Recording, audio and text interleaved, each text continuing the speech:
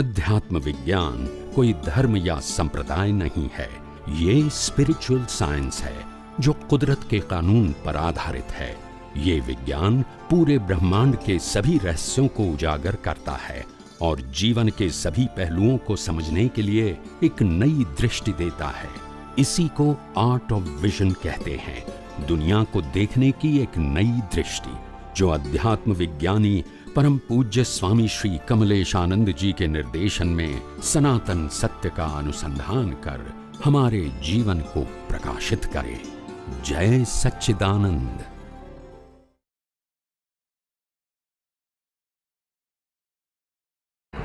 હવે સમજાય છે? હવે આપે કહ્યું કે આજે આ જ્ઞાનવિધિ વખતે એમની સિદ્ધિથી આ બાન કરાવે છે। હવે આ કોઈ પણ સિદ્ધિ હોય, આગળ પણ સત્સંગમાં વાત થઈ હતી આપણે કે સિદ્ધિ હોય તો એ આ ભવ પૂરતી, એ સિદ્ધિથી કંઈક વસ્તુ આપી હોય તો એને આ ભવ પૂરતી રહેતી હોય છે, નેક્સ્ટ ભવમાં ના હોય, બરાબર? તો એનો મિનિંગ એવો થયો કે જ્ઞાન તમે આપો છો તો આ ભવ પૂરતું રહેશે। આગળ એ વાત એ પણ થઈ હતી કે પ્રતીતિ આ ભવ પૂરતી જ હોય છે, પછી આગળ કંઈ કેરી ફોરવર્ડ થતી નથી। પ્રતીતિમાંથી અનુભવ કર્યો હોય તો અનુભવ કેરી ફોરવર્ડ થાય। હા ને, પ્રતીતિની જ હું વાત કરું છું। હા, અનુભવ કેરી ફોરવર્ડ થાય તો પ્રતીતિ કે નેક્સ્ટ બર્થમાં નથી જતી, એ એટલે એનો મિનિંગ એવો થાય છે ના, એટલે અનુભવ લક્ષ ને પ્રતીતિ, એટલે અનુભવ થયો એટલે લક્ષ પ્રતીતિ તો આવી ગઈ ને અંદર। અનુભવ ને લક્ષ, અનુભવ આનું રિઝલ્ટ આ પ્રતીતિ અને લક્ષ ઇઝ ઇક્વલ ટુ અનુભવ। શું કીધું?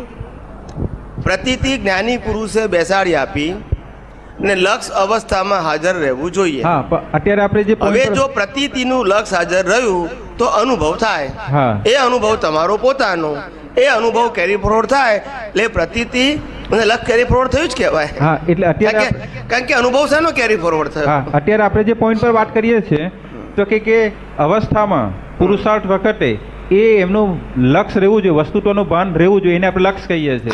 હવે એ ના રહે તો આપણે એને યથાર્થ પુરુષાર્થ નથી કહેતા, તો ના જ કહેવાય ને, પછી એ કેરી ફોરવર્ડ એ અનુભવ ના ગયું કહેવાય ને, બરાબર છે? આ ક્લિયરિટી માટે એટલે એ પેન્ડિંગ રહ્યું કહેવાય। શું કહેવાય?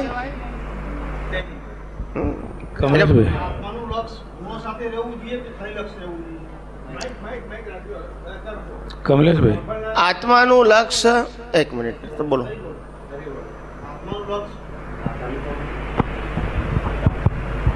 આત્માનું લક્ષ રહેવું જોઈએ તો ગુણો સાથે રહેવું જોઈએ કે ખાલી લક્ષ રહેવું જોઈએ આત્માનું?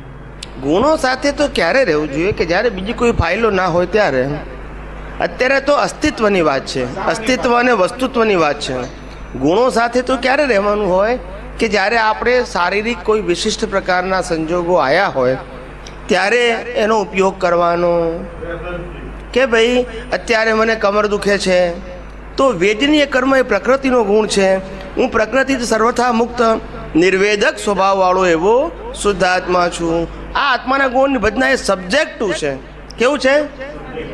પછી મિકેનિકલ બોલો હું નિર્વેદક છું તો કોઈ મિનિંગ નથી પછી એનો, એટલે ખાલી એનાથી પુણ્ય બંધાય, નકામું નહીં જાય। પણ જે પ્રસંગો હોય તો, માન અપમાનના પ્રસંગો હોય તો, માન અપમાનના પ્રસંગ હોય તો, પણ માન અપમાનનો, માન અને અપમાન એ આપણી માન્યતા છે, પ્રકૃતિની માન્યતા છે। એ જેને માન માને તો માન અને અપમાન માને તો અપમાન। આપણે એને ભોગવટો હોય ને એની માન્યતા પ્રમાણે, જેવી માન્યતા હોય, અજ્ઞાન માન્યતા, એવો એનો ભોગવટો હોય। પણ એ ભોગવટાને આત્મા સાથે કોઈ સીધો સંબંધ નથી। પણ એમાં આત્માનું લક્ષ ગુણો સાથે હોવું જોઈએ ને, માન અપમાનના સંજોગોમાં। એટલે તરત ખ્યાલ આવવો જોઈએ ને આપણને કે ભાઈ આ માન અને અપમાન કોને લાગે છે? પ્રકૃતિને, બરાબર છે, પ્રકૃતિને લાગે છે। હવે પ્રકૃતિને જે લાગે છે તો હું પ્રકૃતિ છું કે પ્રકૃતિ જુદો છું? જુદો છું એ બરોબર છે, એમાં કોઈ આત્માના ગુણોની જરૂર ખરી? એટલે આનાથી મુક્ત એવો શુદ્ધાત્મા છું। પ્રકૃતિના ગુણો, પ્રકૃતિના અનુભવથી, પ્રકૃતિના ભોગવટાથી સર્વથા મુક્ત એવો હું શુદ્ધ આત્મા છું। ખાલી જુદું પડવાનું છે બસ।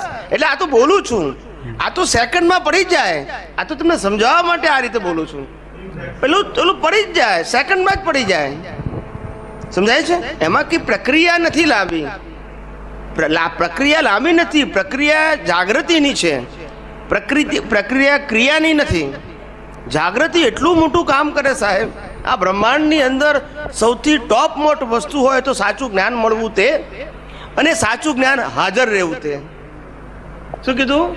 સાચું જ્ઞાન મળવું, પહેલું મળવું તે, અને પછી હાજર રહેવું.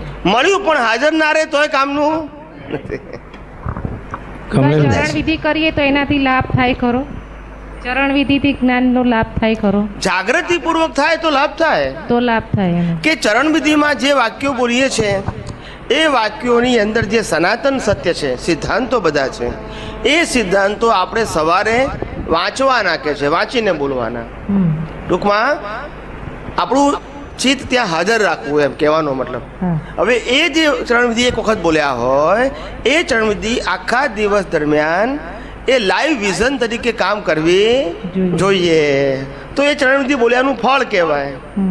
પેલું બોલ્યા એ સંજોગાધીન છે, બરાબર, પણ એ બધા જ વાક્યો સતત હાજર રહેવા જોઈએ.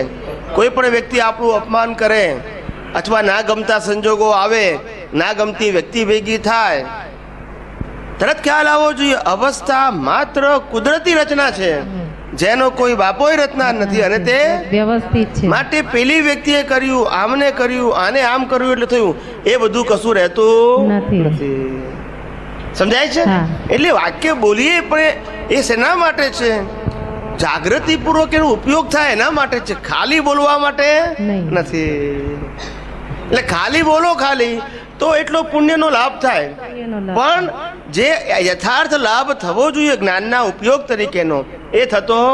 અને મોટા ભાગના મહાત્માઓને ચરણવિધિ બોલ્યાનો સંતોષ હોય છે, ઉપયોગ થઈ કે નહીં થઈ એની જાગૃતિ હોતી જે ખરેખર હોવી જોઈએ તે નથી હોતી.